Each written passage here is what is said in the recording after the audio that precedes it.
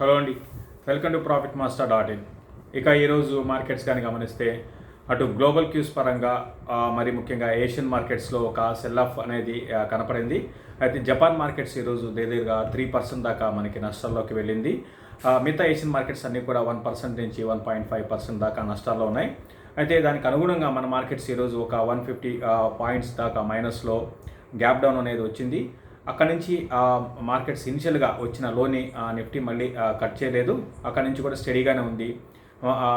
Second హాఫ్కి వచ్చేటప్పటికి ఒకసారి trend అనేది మైనస్లో ఉన్న మార్కెట్స్ కాస్త పాజిటివ్లోకి వెళ్ళింది. మరి ముఖ్యంగా లాస్ట్ ఒక 1.5 అవర్లో నిఫ్టీ లో నుంచి మంచి రికవరీ అనేది చూసాము. 15,500 నుంచి ఈరోజు లోగాని గమనిస్తే ఈరోజు 15,505 దగ్గర లో నిఫ్టీ లో కనపడింది. అక్కడ నుంచి 15,765 అనమాట హై ఈరోజు. అంటే లో నుంచి దగ్గరగా 250 పాయింట్స్ 270 పాయింట్స్ దాకా నిఫ్టీ లో నుంచి రికవర్ అయింది. బ్యాంక్ నిఫ్టీ కూడా సేమ్ అదే ప్యాటర్న్ మనం చూసాము. లో నుంచి బ్యాంక్ నిఫ్టీ 1000 పాయింట్స్ రికవరీ కావడం చూసాము. ముఖ్యంగా బ్యాంకింగ్ స్టాక్స్లో కొన్ని స్టాక్స్ మాత్రం ఈరోజు లో నుంచి ఒక -2% మైనస్ నుంచి +1% 2%కి ఇండెక్స్ స్టాక్స్ రావడం అనేది బ్యాంక్ నిఫ్టీకి సపోర్ట్ చేసింది. బట్ ఓవరాల్గా బ్యాంక్ నిఫ్టీ కూడా లో నుంచి 1000 పాయింట్స్ ఇంతకు ముందు చెప్పినట్టుగా లో నుంచి రికవర్ అయ్యి 34,871 దగ్గర +314 పాయింట్స్ పాజిటివ్గా క్లోజ్ అయింది. ఇక ఈరోజు నిఫ్టీ టాప్ గెయినర్స్ కానీ గమనిస్తే అదానీ పోర్ట్స్, ఎన్టీపీసీ, తర్వాత టైటాన్ లాంటి స్టాక్స్ టాప్ గెయినర్స్గా ఉంటే, మరోవైపు యూపీఎల్, విప్రో, హిండాల్కో లాంటి స్టాక్స్ ఈరోజు టాప్ లూజర్స్గా మనకి కనపడ్డాయి. అయితే మనం ఈరోజు గమనించాల్సింది ఏంటంటే, మార్కెట్స్లో ఈవెన్ ఓపెనింగ్లో కూడా మీడియం స్మాల్ క్యాప్లో కూడా బాగా సెల్లింగ్ అనేది కనపడింది. బాగా డిక్లైన్ రేషియో ఎక్కువ ఉంది. అయితే సెకండ్ హాఫ్ నుంచి కంప్లీట్గా ట్రెండ్ చేంజ్ అయింది. ఈవెన్ మీడియం స్మాల్ క్యాప్లో కూడా ఈరోజు మంచి అప్ ట్రెండ్ అనేది కొనసాగింది. 926 స్టాక్స్ అడ్వాన్సెస్ అయితే 534 స్టాక్స్ మనకి డిక్లైన్స్. దీన్ని బట్టి అర్థం చేసుకోవచ్చు మనం ఎంత ఈరోజు. ఎందుకంటే ఒక మార్నింగ్ టయానికి మొత్తం అంతా కూడా ఒక సెల్ ఆఫ్ వచ్చే అవకాశాలు ఉన్న సిచ్యువేషన్ ఉండేది మార్కెట్స్లో. అటువంటిది కాస్త పాజిటివ్గా క్లోజ్ కావడం అనేది మనకి సర్ప్రైజింగ్ అని చెప్పొచ్చు. దీంతోపాటు లాస్ట్ ట్రేడింగ్ సెషన్లో కూడా ఇదే జరిగింది. మనకి ఇనిషియల్గా బాగా వీక్ ఉంది. అయితే సెకండ్ హాఫ్ నుంచి నిఫ్టీ బాగా రికవరీ కావడం చూస్తున్నాము.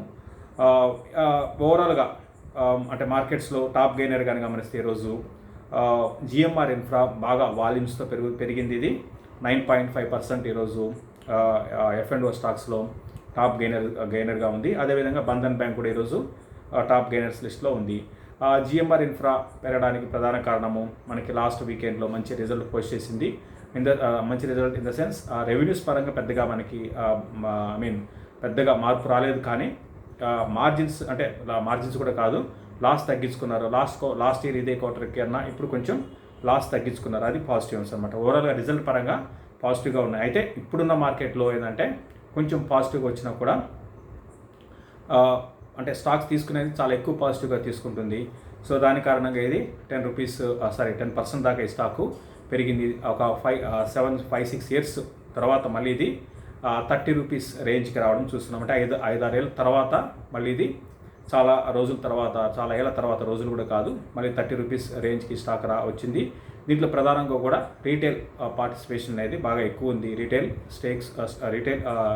షేర్ హోల్డింగ్ ప్యాటర్న్లో గమనిస్తే రీటైల్ ఇన్వెస్టర్స్ దీంట్లో బాగా ఈ మధ్యకాలంలో కూడా ఇన్వెస్ట్ చేస్తున్నారు. ఓవరాల్గా ఈ స్టాకు మంచి వాల్యూమ్స్తో పెరగడం అనేది గమనించాలి. సో ఇది బ్రీఫ్గా మార్కెట్స్ గురించి. ఇక ఫ్యూచర్ అండ్ ఆప్షన్స్లో పొజిషన్స్ కానీ గమనిస్తే మనకి ఎక్కువగా ఈరోజు ఈ సిరీస్లో మాత్రం షార్ట్ కవరింగ్ అనేది కనపడింది. లాంగ్ అన్వైండింగ్ కనపడింది. Short covering and long unwinding కనపడింది. లాంగ్స్ చాలా తక్కువ స్టాక్స్లో ఈ సిరీస్కి లాంగ్స్ బిల్డ్ అవుతున్నాయి. అంటే ఎందుకు మనకి F&O సిరీస్ దగ్గరికి వచ్చింది కాబట్టి. బట్ నెక్స్ట్ మంత్కి రోల్ ఓవర్స్ అనేది ఇక్కడి నుంచి స్టార్ట్ అవుతాయి. మనం అంటే F&O సిరీస్ అంటే F&O డేటాని బట్టి ఇప్పుడు ఇమీడియట్గా ట్రెండ్ చెప్పలేము. బట్ ఓవరాల్గా కొంచెం వోల్టాలిటీ అనేది నెక్స్ట్ 3-4 డేస్ ఉండొచ్చు. బేస్డ్ ఆన్ F&O మూవ్స్ అనేది ఎక్కువ ఉంటాయి. వోల్టాలిటీ అనేది కొనసాగడానికి అవకాశం ఉంటుంది. At the same time stocks specific moves అనేది రాను రోజుల్లో కొనసాగవచ్చు. ఇక నిఫ్టీ రేంజ్ కానీ గమనిస్తే నేను కూడా 15,920, 950 ఆ లెవెల్లో నిఫ్టీకి రెసిస్టెన్స్ అనేది ఫేస్ చేయొచ్చు. ఇక డౌన్ సైడ్ కానీ గమనిస్తే 15,600 అనేది చాలా స్ట్రాంగ్ సపోర్ట్గా ఉండొచ్చు. లాస్ట్ 2 ట్రేడింగ్ సెషన్లో 15,600 బ్రేక్ అయింది, కానీ క్లోజింగ్ బేసిస్లో దాని పైనే క్లోజ్ కావడం అనేది మనం గమనించాలి. ఈసారి కానీ 15,600 బిలో కంటిన్యూగా ట్రేడ్ అయితే అప్పుడు మాత్రమే మనం మార్కెట్స్ డౌన్ ట్రెండ్లోకి ఎంటర్ అయ్యాయి అనుకోవచ్చు. ఇక బ్యాంక్ నిఫ్టీ పరంగా గమనిస్తే సపోర్ట్ కానీ గమనిస్తే లాస్ట్ 2 ట్రేడింగ్ సెషన్లో దగ్గరగా 33,900 దగ్గర లో చూసాము. కాబట్టి అదే నేను అనుకోవడము నెక్స్ట్ కొన్ని రోజులకి బ్యాంక్ నిఫ్టీ అదే సపోర్ట్గా యాక్ట్ చేసే అవకాశం ఉంది. ఇక హయ్యర్ సైడ్ కానీ గమనిస్తే 35,250 నుంచి 300 అనేది రెసిస్టెన్స్ ఫేస్ చేసే అవకాశం కనపడుతుంది. ఇది బ్యాంక్ నిఫ్టీకి సంబంధించి. ఇక చాలామంది అడుగుతున్న స్టాక్స్లో రేణుకా షుగర్స్, అంటే షుగర్ అనేది అంటే రేణుకా షుగర్ అని కాదు, ఎక్కువ మంది షుగర్ కంపెనీస్ గురించి అడుగుతున్నారు. రీసెంట్గా షుగర్ స్టాక్స్ అన్ని కూడా భారీగా పెరిగాయి. మరి ముఖ్యంగా రేణుకా షుగర్ అలాంటి స్టాక్ ఏంటంటే అందరికీ 25 రూపీస్ దగ్గర ఉంది కాబట్టి కొంచెం ఈ స్టాక్ ఎక్కువ మంది రీటైల్ ఇన్వెస్టర్స్ ఎక్కువ మంది ఇంట్రెస్ట్ చూపిస్తారు. రేణుకా షుగర్స్ గురించి అడుగుతున్నారు. ఓవరాల్గా ఈ షుగర్ కంపెనీస్ అన్ని కూడా ఏంటంటే షుగర్ స్టాక్స్ షుగర్ సెక్టార్ పరంగా కనుక గమనిస్తే ఇది ఏంటంటే సిక్లికల్ సెక్టార్గా చెప్పొచ్చు అండి. అంటే ఒక టైంలోనే ఇవి పెరుగుతాయి, అంటే ఒక 2 years 3 years పెరుగుతాయి, 1.5 year వరకు ఉంటుంది ర్యాలీ, అంతకుమించి పెద్దగా ఉండదు. తర్వాత మళ్ళీ వీక్ అయిపోతాయి. దీనికి ప్రధాన కారణం ఏంటి అంటే ఈ పరిస్థితులు, అంటే అటు మన ఇండియాలో ఉన్న పరిస్థితులు, తర్వాత గ్లోబల్గా ఉన్న పరిస్థితులు ప్రధాన కారణాలు చెప్పొచ్చు. షుగర్ ప్రైసెస్ అనేది ఎప్పటికప్పుడు పెరగడం తగ్గడం జరుగుతుంటుంది. దానికి అనుగుణంగా ఈ స్టాక్స్ పెరుగుతుంటాయి, తగ్గుతూ ఉంటాయి. దీంతోపాటు గవర్నమెంట్ తీసుకునే నిర్ణయాలు కూడా ఈ షుగర్ కంపెనీస్ మీద బాగా ప్రభావం చూపిస్తాయి. అయితే రీసెంట్గా ఈ షుగర్ కంపెనీస్ బాగా పెరగడానికి ప్రధాన కారణము ఈ రైజింగ్ ఇథనాల్ డిమాండ్ అండి. ఫస్ట్ పాయింట్ 3 పాయింట్లుగా చెప్పొచ్చు. ఒకటి ఏంటంటే ఇథనాల్కి బాగా డిమాండ్ అనేది ఉంది. సో దాని కారణంగా ఈ షుగర్ కంపెనీస్ అనేవి బాగా పెరిగాయి. తర్వాత రెండోది ఏంటంటే అటు ఇండియాలోను తర్వాత ఇంటర్నేషనల్ పరంగా షుగర్ ప్రైసెస్ అనేది బాగా పెరిగాయి, అది కూడా ఒక పాజిటివ్ అంశము. మూడోది ఏంటంటే మనకి బ్రెజిల్ అనేది షుగర్ని ప్రొడ్యూస్ చేయడంలో వరల్డ్ వైడ్గా నెంబర్ 1 అనమాట అది. దాని తర్వాత మన ఇండియా నెంబర్ 2 పొజిషన్లో ఉంది. అయితే అక్కడ ప్రొడక్షన్ అనేది కొన్ని కారణాల వల్ల బాగా తగ్గింది. దాన్ని మన ఇండియా అనేది అడ్వాంటేజ్ తీసుకుంటుంది. అంటే Indian companies sugar companies advantage తీసుకుంటున్నాయి. బట్ ఏదైనప్పుడు కూడా ఇవన్నీ కారణాలు ఈ షుగర్ స్టాక్స్ ఈ విధంగా పెరుగుతున్నాయి. దీనికి తోడు ఇంకొక పాజిటివ్ అంశం ఏంటంటే ఈ షుగర్ కంపెనీస్ అన్నీ కూడా ఒకప్పటికి ఇప్పటికి డెట్ని తగ్గించుకుంటున్నాయండి. అది పాజిటివ్ అంశం. దాదాపు మీరు చూడండి అన్ని షుగర్ కంపెనీస్కి డెట్ అనేది ఉంది. అయితే ఈ డెట్ కారణంగా ఇవి కొన్ని ఏళ్ల పాటు ఏంటంటే కంపెనీస్ అన్ని కూడా చాలా కొన్ని కంపెనీస్ అయితే మీకు డీలిస్ట్ అయిపోయినాయి, ఇంకా అంటే కొలాప్స్ అయిపోయినాయి కూడా అనమాట. బట్ కొన్ని స్టాక్స్ మాత్రం కోలుకున్నాయి, కొన్ని స్టాక్స్ కోలుకోలేకపోయినాయి. బట్ ఏదేమైనప్పుడు కూడా దాదాపు అన్ని షుగర్ కంపెనీస్ని డెట్ ఉన్నాయి. మీరు షుగర్ కంపెనీస్ సెలెక్ట్ చేసుకునే ముందు ఫస్ట్ డెట్ తక్కువ ఉన్న కంపెనీస్ సెలెక్ట్ చేసుకోండి. సో దట్ అది మీకు పాజిటివ్గా ఉంటుంది. దీంతోపాటు రిజల్ట్ కూడా చూడండి, గ్రోత్ ఎవరు కనపరుస్తున్నారు చూడండి. బట్ ఏదైనప్పటికీ కూడా రేణుకా షుగర్ అనేది ఓకే కైండ్ ఆఫ్ స్టాక్ అని నేను అనుకుంటున్నాను. ఎందుకంటే వీళ్ళకి డెట్ ఉందండి. అయితే డెట్ అనేది ఒకప్పటికి ఇప్పటికి బాగా తగ్గించారు, అది పాజిటివ్ అంశము. తర్వాత గ్రోత్ పరంగా ఓకే కైండ్ ఆఫ్ గ్రోత్ అనేది ఉంది. తర్వాత మైనస్ పాయింట్ ఏంటంటే ఇప్పుడు పాజిటివ్ మాట్లాడుకున్నాం, దీనికి రేణుకా షుగర్కి మైనస్ పాయింట్ ఏంటంటే ప్రైజ్లో షేర్స్ ఉన్నాయి, తర్వాత ఇంకా డెట్ కూడా ఇంకా ఉంది, అది కూడా మైనస్ పాయింటే. బట్ ఏదైనప్పటికీ ఈ మూమెంటం అండి ఈ షుగర్ కంపెనీస్లో ఎప్పుడు కూడా మనం సెలక్షన్ అనేది ఎలా ఉండాలంటే ఇన్వెస్ట్మెంట్ ఎలా ఉండాలంటే టైమింగ్తో ఇన్వెస్ట్ చేయాలి, at the same time exit కూడా అట్లా విధంగా ఉండాలి. ఒకవేళ మనం ఎగ్జిట్ కాలేకపోయామంటే ఫర్ ఎగ్జాంపుల్ రేణుకా షుగర్ చూసుకుందాం, 2010లో ఇది 120 రూపీస్ అనమాట. 2010లో 120 రూపీస్, ఈరోజు 28 రూపీస్. 10 ఏళ్ళ తర్వాత కూడా ఆ 120 అనేది ఎక్కడ ఉంది, ఇప్పుడు 28 అంటే ఎంత పడిందో మీరు అర్థం చేసుకోవచ్చు. కాబట్టి ఎగ్జిట్ అనేది షుగర్ కంపెనీస్లో చాలా చాలా ఇంపార్టెంట్. ఎగ్జిట్ తీసుకోవడం అనేది చాలా ఇంపార్టెంట్. అయితే నా పర్సనల్ వ్యూ ఏంటంటే షుగర్ కంపెనీస్లో నా పర్సనల్గా ఈఐడి ప్యారీ అనేది ఉన్న అన్నిట్లో ద బెస్ట్ స్టాక్ అనిపిస్తుంది నాకు. ఈఐడి ప్యారీ అండి, ఈఐడి ప్యారీ. గతంలో కూడా ఈ స్టాక్ మనం అరౌండ్ 250 ఆ టైంలో సైజ్ చేసాము. ఈఐడి ప్యారీ మురుగప్ప గ్రూప్ది 431 రూపీస్ ఉంది. Stock name EID Parry. ఎందుకు పదే చెప్తుంటే చాలామంది మళ్ళీ రిపీటెడ్గా అడుగుతున్నారు. ఈఐడి ప్యారీ అనమాట ఓవరాల్గా. సో దీంతోపాటు మిగతా కంపెనీస్ కూడా కొన్ని పర్లేదు, దంపూర్ షుగర్ పర్లేదు, త్రివేణి ఇంజనీరింగ్ కూడా పర్లేదండి. ఓవరాల్గా షుగర్ కంపెనీస్లో ఫైనల్గా చెప్పొచ్చేది అంటే మీరు ఎగ్జిట్ అనేది చాలా ఇంపార్టెంట్. తర్వాత గ్యామన్ ఇన్ఫ్రా గురించి అడుగుతున్నారు. ఒకతను పదే రిపీటెడ్గా మెసేజ్లు పెడుతున్నారు.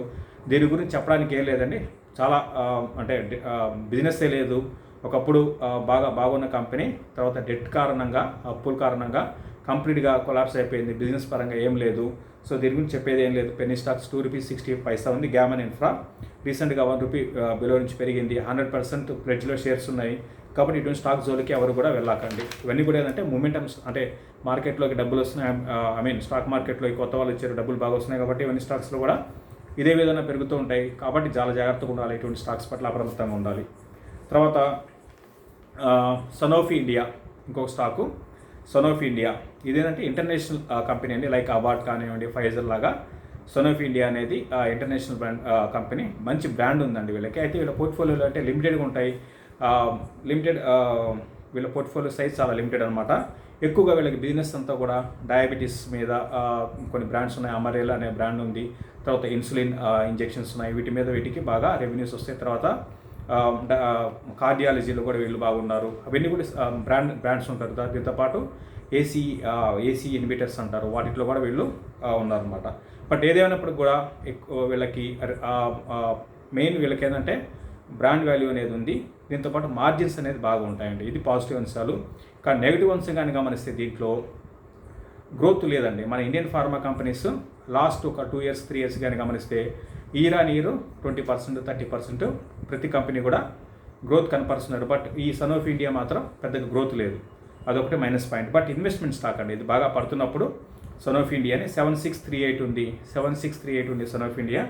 ఇన్వెస్ట్ చేస్తే ఇది ఫ్యూచర్లో పర్లేదు, ఒకే కైండ్ ఆఫ్ రిటర్న్స్ వస్తాయనంటే ఇక్కడ నుంచి భారీగా పెరిగిపోయి డబల్ అయిపోయి అటువంటి స్టాక్ కాదండి. ఇది స్లోగా ఉంటుంది, స్టడీగా ఉంటుంది. ఇన్వెస్ట్మెంట్ స్టాక్ అయితే చెప్పగలుగుతాను. ఫ్యూచర్లో కొంచెం గ్రోత్ కూడా కనపరచవచ్చు అండి, ఎందుకంటే ఈ డయాబెటీస్ కానివ్వండి, ఈ హైపర్ టెన్షన్ రిలేటెడ్ వాడకం అనేది మన ఇండియాలో పెరిగే అవకాశం ఉంది. అదే కానీ జరిగితే మాత్రం ఈ సనోఫీ ఇండియా కూడా కొంచెం ఫ్యూచర్లో పెరిగే అవకాశాలు ఉన్నాయి. బట్ ఏదేమైనప్పుడు కూడా ఇది ఇన్వెస్ట్మెంట్ స్టాకే, కరెక్షన్స్లో కొనుక్కోవచ్చు అంటే సనోఫీ ఇండియాని కరెక్షన్స్లో కొనుక్కోవచ్చు. ఇక ఇది క్లోజింగ్ రిపోర్ట్ అండి. ఇక దీంతోపాటు జూన్ 3వ తారీఖు నుంచి బేసిక్స్ చాలామంది అడుగుతున్నారండి, దాని గురించి ఈ క్లాసెస్ కండక్ట్ చేస్తున్నాము. స్టాక్ మార్కెట్లో బేసిక్స్ అంటే basics in the sense fundamental పరంగా మనం ఒక స్టాక్ని మనం గతంలో చాలా స్టాక్స్ గురించి డిస్కస్ చేసుకున్నాం. ఫండమెంటల్ అనాలిసిస్ పరంగా మన ఈ ప్రోగ్రాంలో ఫర్ ఎగ్జాంపుల్ ఈరోజు రేణుకా షుగర్ మనం గురించి మాట్లాడుకున్నాము. లాస్ట్ టైం లారస్ ల్యాబ్స్ గురించి మాట్లాడుకున్నాం. దాంట్లో చాలా నేను చెప్పిన పాయింట్స్ కింద కొంతమంది కామెంట్ చేశారు. సో ఇటువంటి కామెంట్స్కి ఆన్సర్ అనేది ఎక్కడ దొరుకుతుందంటే మన ఈ క్లాసెస్లో ఏంటంటే ఒక స్టాక్ని ఏ పారామీటర్స్ చూడాల్సి ఉంటుంది, బేసిక్స్ దగ్గర నుంచి, అంటే అసలు ఐపీఓ దగ్గర నుంచి, లిస్టింగ్ దగ్గర నుంచి మనం స్టార్ట్ చేస్తే రేషియోస్, వాల్యుయేషన్స్, అసలు వాల్యుయేషన్స్ అంటే ఏ విధంగా చూడాల్సి ఉంటుంది. సో ఇది సెక్టర్గా పిఎం సపోజ్ పిఈ తక్కువ ఉంటే మంచిది అంటాం, కానీ అన్నిటికీ అదే విధంగా ఉండదండి. ఒక సెక్టర్కి ఒక విధంగా ఉంటుంది అనాలిసిస్ అనమాట. సో ఇవన్నీ అంశాలు ఈ ఫండమెంటల్ అనాలిసిస్ బేసిక్స్ దగ్గర నుంచి అడ్వాన్స్ వరకు ఉంటాయి. జూన్ 3వ తారీఖు నుంచి స్టార్ట్ అవుతున్నాయి. దీంట్లో నేను అరవింద్ గారు తీసుకుంటున్నారు క్లాసెస్. మొత్తం 5 క్లాసెస్ ఉంటాయి. దానికి సంబంధించిన ఇన్ఫర్మేషన్ కింద మెసేజ్ బాక్స్లో ఉంటుంది. ఇది ప్రతి ఒక్కరు కూడా లాంగ్ టర్మ్ ఇన్వెస్ట్మెంట్ చేయాలి అనుకున్న వాళ్ళు ప్రతి ఒక్కరు కూడా హాజరు కావాల్సిన కమనే చెప్తానండి నేను. ఎందుకంటే దీంట్లో మనం ఈ క్లాసెస్లో చెప్పే ఇన్ఫర్మేషన్ అనేది అంతా మీకు చాలా మీకు ఫ్యూచర్లో ఏంటంటే మంచి స్టాక్ని ఏ విధంగా సెలెక్ట్ చేసుకోవాలి ఫండమెంటల్ పరంగా అనే దాని గురించి ఉంటుంది. కాబట్టి ప్రతి ఒక్కరు కూడా హాజరు కావడానికి ప్రయత్నించండి. మెసేజ్ బాక్స్లో దీనికి సంబంధించిన ఇన్ఫర్మేషన్ చూడమని చెప్తాను. Thank you.